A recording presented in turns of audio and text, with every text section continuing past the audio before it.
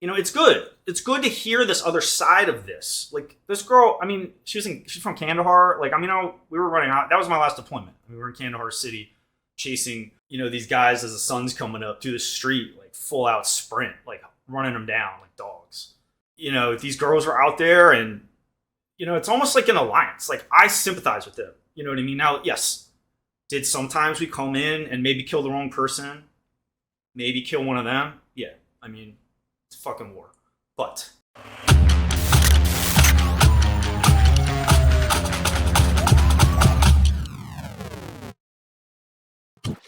next topic I want to talk about is how politicians, Biden, defense industrial complex, everyone who had anything to do with it above the rank of whatever, fucked up Afghanistan, and you sold out those girls and women in Afghanistan. And while you were sitting in your motherfucking office somewhere, I was the one in their fucking houses, smelling their shit, looking at their fucking barn animals and shit. And these little girls would see me and they'd start crying because I had all my like military shit on. But we're there for them. Like, these Talibs are pieces of shit. Rangers hate Taliban. No one has done more U.S. military special operations to kill, capture Taliban leaders than the Ranger Regiment. I mean, we were going out on these motherfuckers for like years, decades. Generations of Rangers have fought these men and, died or suffered effects. I mean, I could give you a list if you'd like.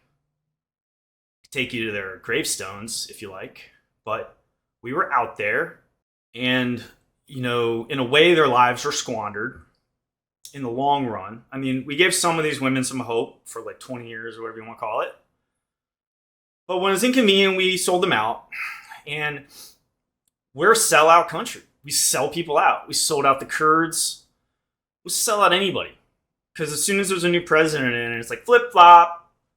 Sell these motherfuckers out. They're not on my list of people that I give a shit about. I am audiobooking this book called Defiant Dreams by Sola Mahfouz.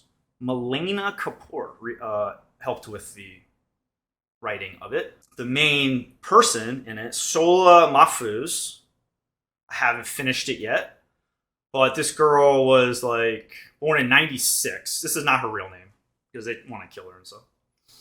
And she's brave. These women are brave, and they had to deal with a lot, and they thought that they were going to have a road to salvation someday. Not religiously, but just from this male domination in their country. And they wouldn't have to just like leave. I mean, you can always leave, but it's like, you're Afghan. I mean, that's your country. That's where you're from. You're going to be a foreigner forever. And so she's born in 96. So let's see. When I was there, she's probably like a teenager, I guess.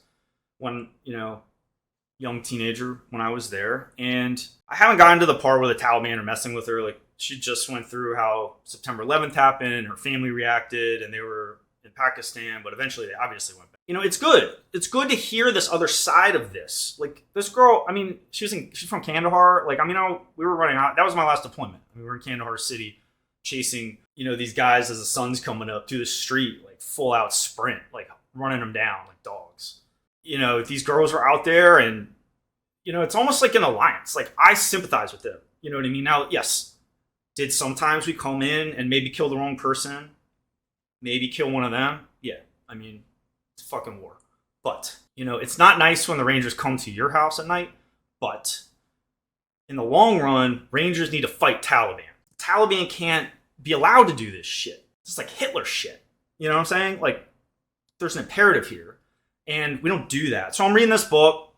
I'm going to get this perspective of this girl. She's an adult now, and she's escaped Afghanistan. They wouldn't let her read or laugh or, go to school and stuff. And now she is a quantum researcher, quantum physics researcher, something like that. And, it just shows that they're so wrong.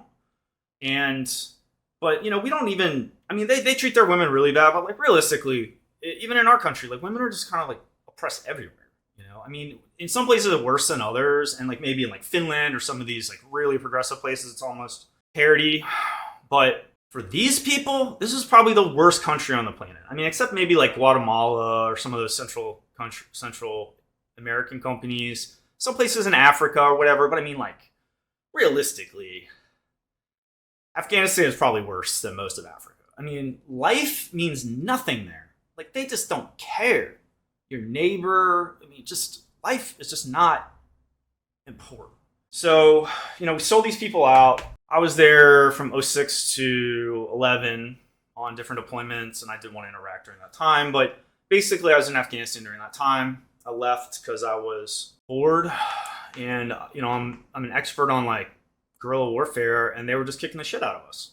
We'd spend $1 million, go out on some mission, or $500,000 a night, and we catch these two dirt farmers with two cell phones. It's like, yeah, I know they're plotting some shit. Maybe they got their shit buried out up in the hills or whatever like that. But it's like, there's an unlimited supply of these guys. And it was never ending. I mean, we would go over there and they would have this like intel network of all the terrorists in that area. And, they'd brief us. And we'd just go out every night and we'd arrest them or kill them, or they'd run away and we wouldn't get them, or it's dry hole or whatever.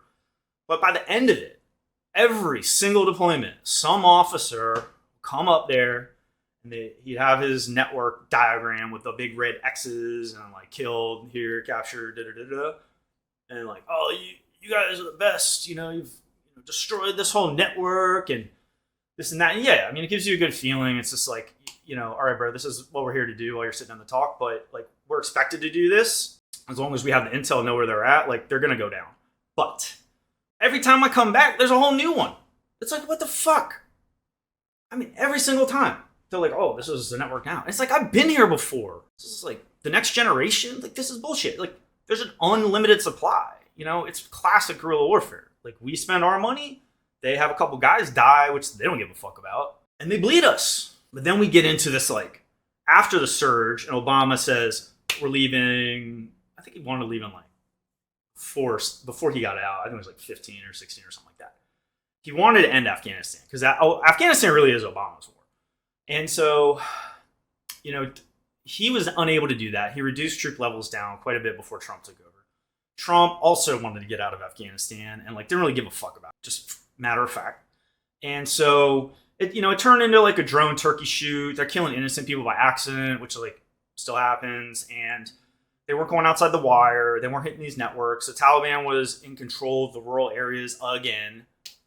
I mean, they've always been there. They're always going to be there. Like, we need a better strategy to deny that land to them. And we need a political strategy to instill different politics in Afghanistan. Some sort of like bridge cultural political solution.